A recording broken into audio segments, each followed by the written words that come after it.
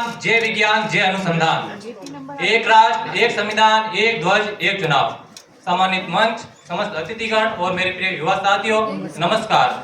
मैं कूट संख्या 79 आज इस एक राष्ट्र एक चुनाव विषय पर बोलने के लिए प्रस्तुत हूँ। एक राष्ट्र एक चुनाव से अभिप्राय हमारे देश के अंदर लोकसभा और सभी राज्य विधानसभाओं के चुनाव एक साथ कराने के साथ ही 100 दिनों के भीतर ही स्थानीय निकायों के चुनाव कराने से भी है।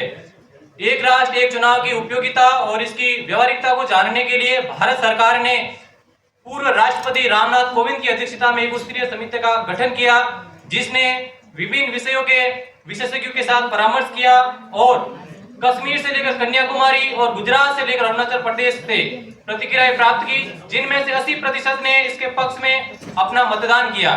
साथ ही साथ 47 में से 32 राजनीतिक दलों ने भी एक साथ चुनाव कराने में अपनी रुचि जाहिर की।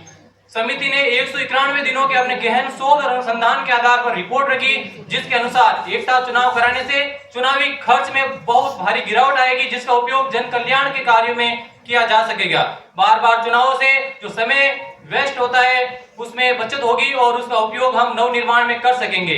प्रशासनिक नीतिगत निर्णय आसानी से लिए जा सकेंगे, क्योंकि चुनाव के दौरान प्रशासनिक अधिकारी जो है चुनाव अधिकारी की भूमिका निभाते हैं, जिस कारण से वे अपने मूलभूत जिम्मेदारियों से हट जाते हैं और उनके निर्णय प्रभावित होते हैं। इसके साथ ही बार बार चुनाव के कारण सरकारें अस्थिर होती हैं और वे शासन की निरंतरता नहीं रख पाती है। सभी जो है सिर्फ चुनाव पे ही ध्यान दे पाते हैं।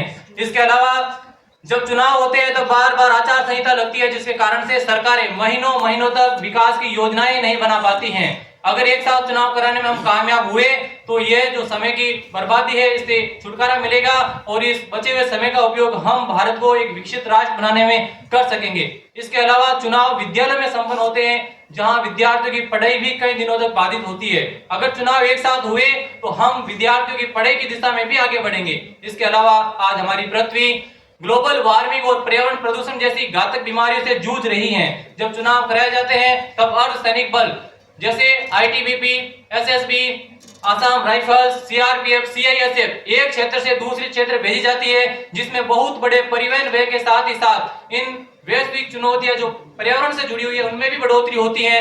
अगर हम एक साथ चुनाव कराएंगे तो पर्यावरण को हम बचा पाएंगे, हम अपने धन को बचा पाएंगे और आने वाली पीढ़ी को हम एक स्वच्छ और सुरक्षित पृथ्वी दे पाएंगे। महोदय, एक राष्ट्र एक चुनाव योजना पर आरोप भी लगाए जाते हैं कि इससे संघीय ढांचा कमजोर होगा, इससे राष्ट्रीय जो दल है उनका वर्चस्व बढ़ाएगा। लेकिन मेरा ऐसा मानना है कि जब एक साथ चुनाव होंगे तब सब अपने अपने क्षेत्र में व्यस्त होंगे, जिससे राष्ट्रीय दलों का वर्चस्व बढ़ने की बजाय स्थानीय दलों का उनको प्रोत्साहन मिलेगा और इसके साथ ही साथ सब जनसेवा के कार्य में रुचि ले सकें, क्योंकि बार बार चुनावों से वे सिर्फ और सिर्फ चुनाव पर ही ध्यान दे पाते हैं। अगर एक साथ चुनाव हुए तो सब मिलकर जनसेवा के कार्य में रुचि लेंगे और इससे हमारा लोकतंत्र और मजबूत होगा, सशक्त होगा। एक साथ चुनाव की बात हमारे भारत में कोई नई नहीं है। आजादी के बाद प्रथम 3 लोकसभा 1952, 57 और 62 की लोकसभा और राज्य विधानसभाओं के चुनाव एक साथ कराए गए थे, जिसमें चुनाव आयोग ने पूरी सफलता प्राप्त की और उसकी पारदर्शिता भी बनी रही।